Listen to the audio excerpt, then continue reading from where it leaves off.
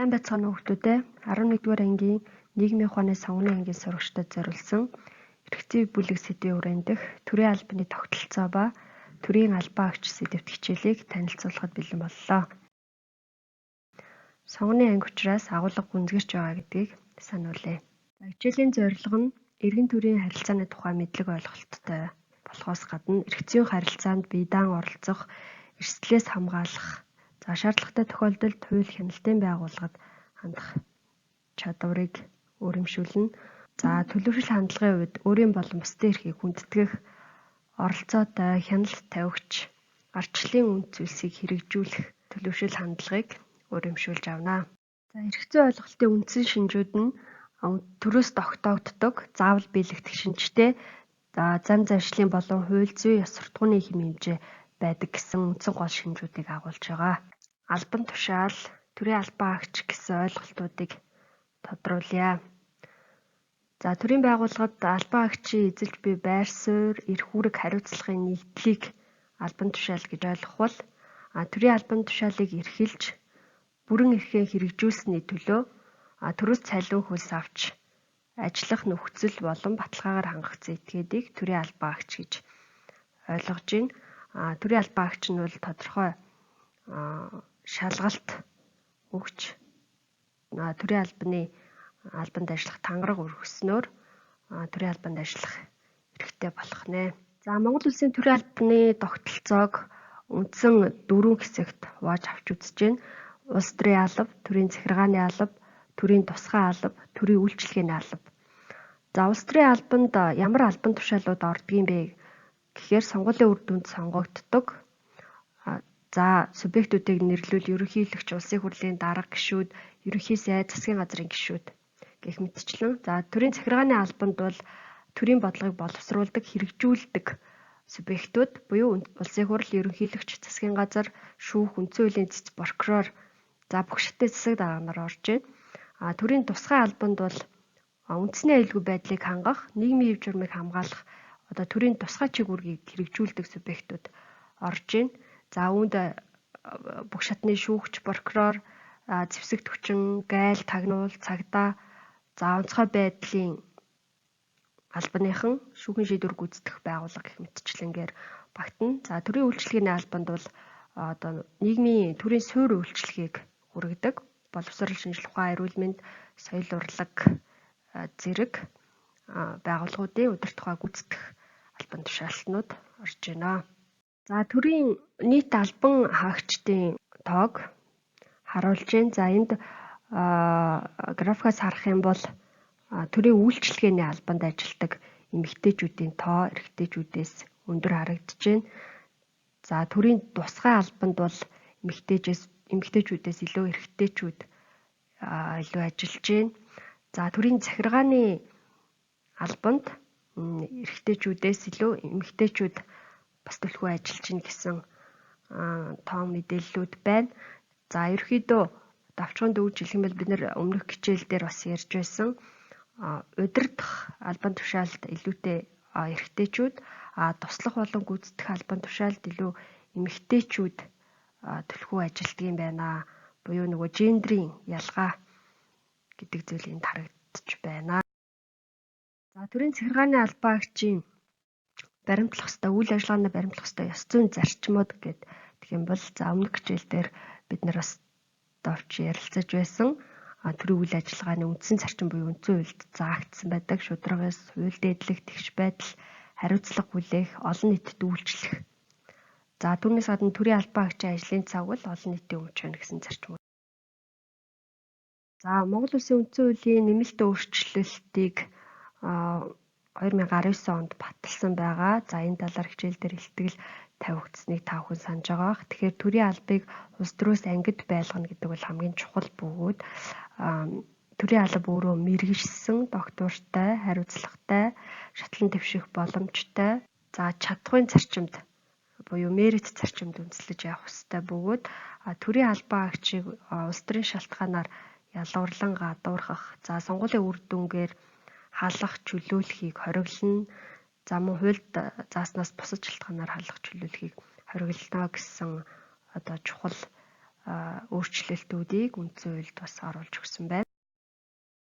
За төрийн албатай холбоотойгоор гарч ирэх нэг асуудал нь авилга, ашиг сонирхлын зөрчлийн асуудлууд байдаг. Тэгэхээр ашиг сонирхлын зөрчил гэдэг нь төрийн албан агч нийтийн ашиг сонирхлыг мартан хувийн ашиг сонирхлоо илүүд үзэж албан тушаалаа уруулан ашиглаж шийдвэр гаргах үйлчлэгээ үзүүлэх замаар өөртөө эд материалын болон бусад ашиг хонжоо олохыг хэлдэг юм байна. Тэгэхээр өөрөөр хэлбэл хувийн ашиг сонирхол, нийтийн ашиг сонирхол гэдэг хоёр зүйл маань хоорондоо зөрчилдөж байна гэсэн үг байна. За ёс зүйн алдаа гаргасан албан тушаалтны үйлдэл болон эсвэлтгүйд эсвэлтгүй гэдэг ойлголтоо та бүхэн мэдж байгаа. Хуулийн дагуу гүйцэтгэх ёстой үүргээ биелүүлээгүй тохиолдолд одоо гэмт хэрэг тооцогдох тийм тохиолдол байгаа. За тэгэхээр төрийн ёс зүйн алдаа гаргасан албан тушаалтанд гомдол гаргах юм бол хаана хүнд ямар хэлбэрээр гарах вэ? За төрийн байгууллагууд дотооддоо өөрсдийн гэсэн ёс зүйн дүрм, ёс зүйн хороотой байгаа. За тэгэхээр бид нар гомдол саналаа хуулийн дагуу гаргана. Тэр нь иргэдээс төрийн байгууллага албан тушаалтанд өргөдөл гомдол гарах журмын тухай хууль гэж байна. Тэгэхээр энэ хууль нь иргэдээс төрийн байгууллага албан тушаалтанд хандаж өргөдөл гомдол гаргах, түүнийг байгууллага албан тушаалтнаас шийдвэрлэх үйл ажиллагааг ерөнхийдөө зохицуулдаг. Тэгэхээр Монгол улсын иргэн, Монгол улсын нутаг дэвсгэрт байгаа гадаадын иргэн, харьяалалгүй хүн өргөдөл гомдол гаргах эрхтэй. За энэ хичээлийн ерөнхий сэдвт багтж байгаа дэд сэдв маань иргэдэд чиглэсэн төрийн үйлчилгээ буюу одоо засгийн газар, төрийн захиргааны байгууллагууд иргэдийнхээ эрэлт хэрэгцээнд тулгуурласан ард түмнийхээ өмнө тулгамдж байгаа асуудлыг судалж түүнд нийцсэн үйл ажиллагаа явуулахыг төрийн үйлчилгээг иргэдэд ойртуулах, иргэдэд чиглэсэн төрийн үйлчилгээ гэж хэлж байна. Тэгэхээр төрийн байгууллагууд бол ерөнхий үйл ажиллагаа нь яаж явагдах ёстой юм бэ? Нээлттэй, ил тод, иргэдэд чирэгдэлгүй, хүн сурталгүй, төвлөрлийг сааруулсан, иргэдийн оролцоог нэмэгдүүлсэн, иргэдийн сал гомдлыг одоо цаг алдалгүй шийдэх зэрэгээр ажиллах нь төрийн үйлчилгээг иргэдэд ойртуулж байгаагийн нэг илрэл байна. Тэгэхээр төрийн үйлчилгээний ямар хэлбэрүүд байна вэ гэдгийг танилцуулах гэж байна. Эхнийх нь нэг цонхны үйлчилгээ буюу 2007 оноос хэрэгжиж эхэлсэн. Тэгэхээр нэг цонхны үйлчилгээг сурагчид маань ерөөхдөө харсан, бас мэдж байгаах. Үүнээс бид нар ямар үйлчилгээг авч болох юм бэ? Хөдөлмөр нийгмийн халамжийн чиглэлээр нийгмийн даатгал, иргэний бүртгэл, төрөнгийн бүртгэл, иргэний өргөдөл гомдол, газрын харилцаа, нотариат, банк зэрэг бүх үйлчилгээнүүдийг одоо нэг цонхоор буюу нэг цэгээс одоо цаг алдалгүй төрийн шуурхай авах боломжтой гэсэн үг. Дараагийнх нь түц машин буюу төрийн үйлчилгээний цахим машин 2013 оноос хэрэгжиж эхэлсэн. Эндээс бид нар ямар үйлчилгээ авах боломжтой юм бэ? Иргэд маань төрсний бүртгэлийн лавлгаа, иргэний үнэлэхний лавлгаа, оршин суугаа хаягийн тодорхойлолт, гэрлэлт цуцлалтын бүртгэлийн лавлгаа, гэрлэлт бүртгэлгүй тухай лавлгаа зэрэг үйлчилгээнүүдийг авах боломжтой байна. Дараагийнх нь иргэд хүлээн авах төв буюу Монгол Улсын засгийн газрын 1111 төв. 2012 оноос үйл ажиллагаа нь явагдаж эхэлсэн. Тэгэхээр энэ бүх мэдээллийн сувгуудаар иргэд өөрсдийнхөө санал хүсэлтийг одоо төрд хүргэх боломжтой гэсэн үг. Нийслэлийн лавлгаа мэдээллийн төв гэж бас төрийн үйлчилгээ үзүүлдэг байгууллага байна. Зорилго нь бол шийдвэр гаргах түвшиндх иргэдийн оролцоог хангах зорилготой. Төр хувийн хэвшлийн түншлэл.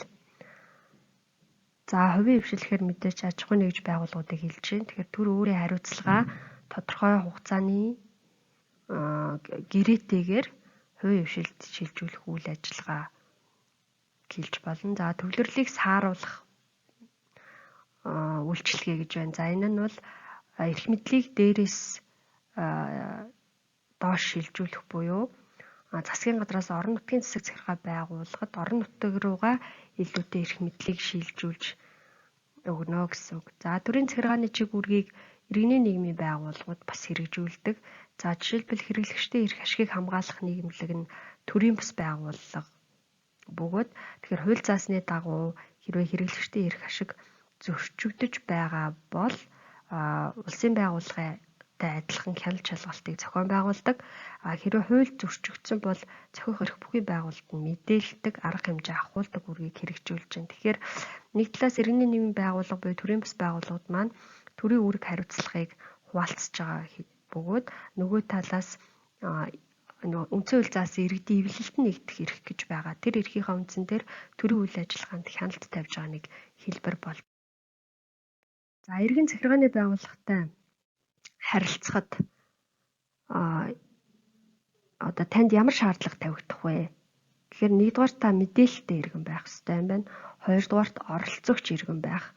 За гуравдугаарт нь хяналт тавигч иргэн байх ёстой гэсэн үндсэн 3 шаардлага тавигддаг.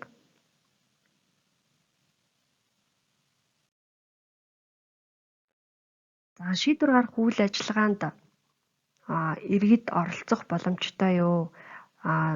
Төрийн үйл ажиллагаанд бодлого боловсруулагчдад нөлөөлөх арга зам байгаа юу гэвэл ард иргэдэд байна. За тэр нь ямар арга замаар юм бэ гэхээр нэгдүгээр бид нөгөө төлөөлж сонгосон эрх мэдэл олгосон улсын хурлын гишүүнээр дамжуулж болох юм байна.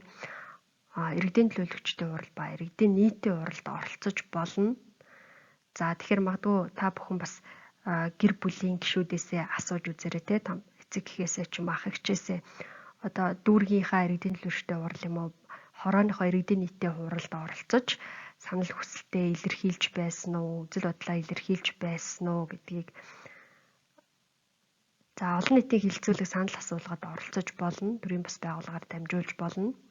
За мэдээллийн хэрэгслүүдээр бас хилцүүлэгт оролцож болно гэсэн ийм арга замуудаар бид нэр шийдвэр гаргах үйл ажиллагаанд нөлөөлж оролцох боломжтой байна. Хуулийн дагуу бид өөртөө олгогдсон эрхээ хамгаалах ямар боломж байдаг юм бэ? За үүнд аргагүй хамгаалалт гарцаагүй байдлын үйлдэлүүд за хуульд бүр тодорхой зааж өгсөн байдаг. Иргэний өөртөө туслах үйлдэлүүд за мэдээж хууль хяналтын байгууллагаас тусламж авна.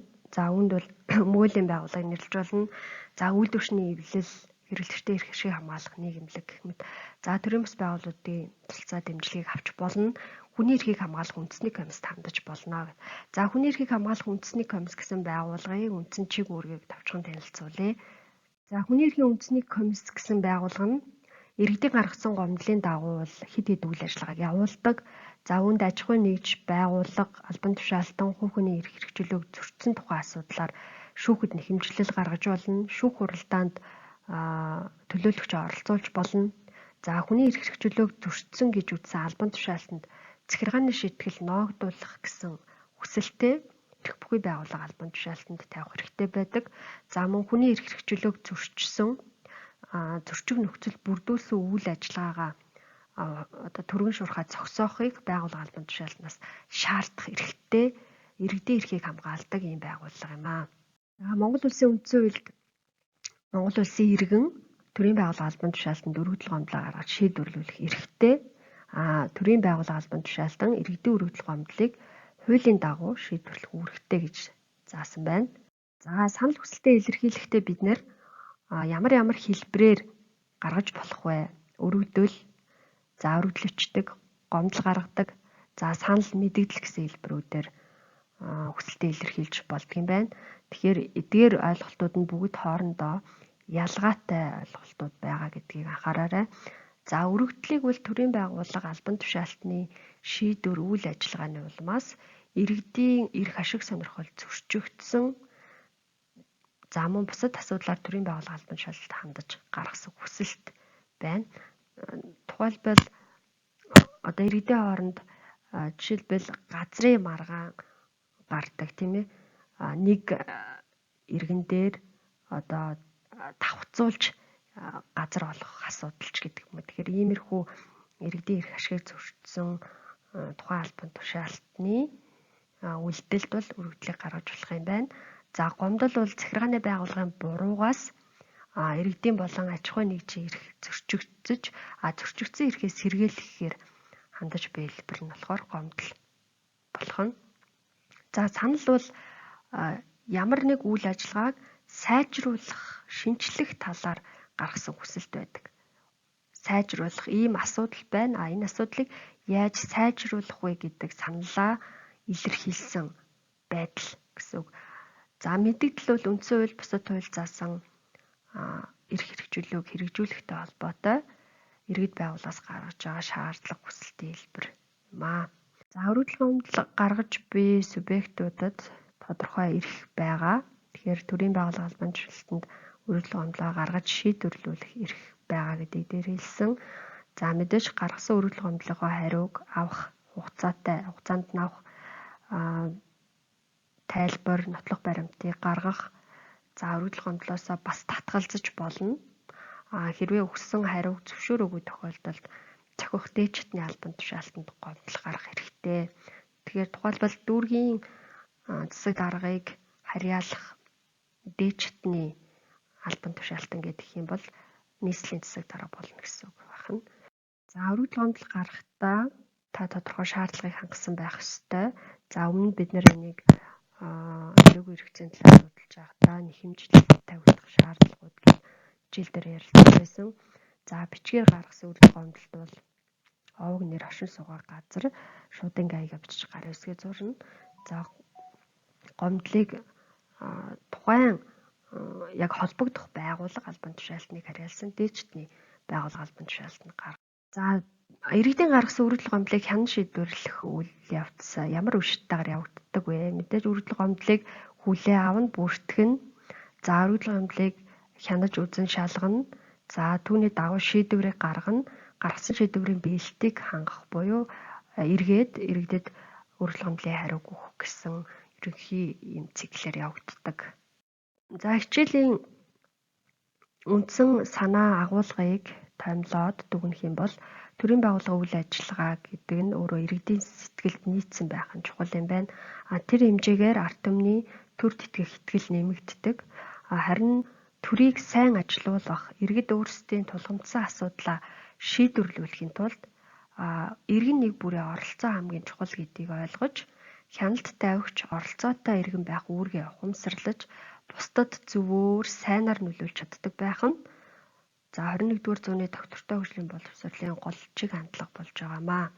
За өнөөдрийн хичээлээ баттгаад та бүхэн юу хийх вэ гэхээр иргэдэд үйлчлэх төрийн үйлчилгээний хэлбэрүүдээс нэгийг сонгож өөрийн санал хүсэлтийг илэрхийлнэ. За хоёрдугаарт нь Монгол Улсын төрийн албан агчдын насны ангиллал, боловсролын ангиллалын мэдээлэлд анализ дүн шинжилгээ хийн. Энэ талаарх мэдээллийг энэ харагдаж байгаа сайтаас ороод мэдээлэлээ хараарай. За Монгол Улсын нийт төрийн албан агчдын тоог бас хүүхдүүд маань мэдэж ирэх ёстой байгаа. Нийт хичнээн төрийн албан агч ажилтдаг вэ? Төрийн албан агчдын дундад цалин хэд байдаг вэ гэх мэтчлэн мэдээллүүдийг бас эрэл хайгуул хийж олоод за хичээлтэй холбоотой асуултууд бэлтгэх, асуудал төвшүүлэн ярилцах хэрэгтэй байгаа шүү. За ингээд 11-ний ангийн сурагч Болор Туяагийн үндсэн хуулийн нэмэлт өөрчлөлтийн талаарх илтгэлтэй ишлэл болгож авч байсан. Иргэн надаас эхэлнэ гэсэн ишлэл үгээр хичээлээ дуусгая. Өөрөөр хэлбэл сайн сайхан амьдрах, за өнөөдөр нийгэм тулгамдж байгаа олон асуудлуудыг шийдвэрлэхийн тулд зөвхөн төрийг харах биш, иргэн нэг бүрийн оролцоо чухал юм байна гэдгийг хүүхдүүд маань ухамсарлах ёстой байгаа. Ингээд оролцоотой иргэн бай. Баярлалаа хүүхдүүдээ.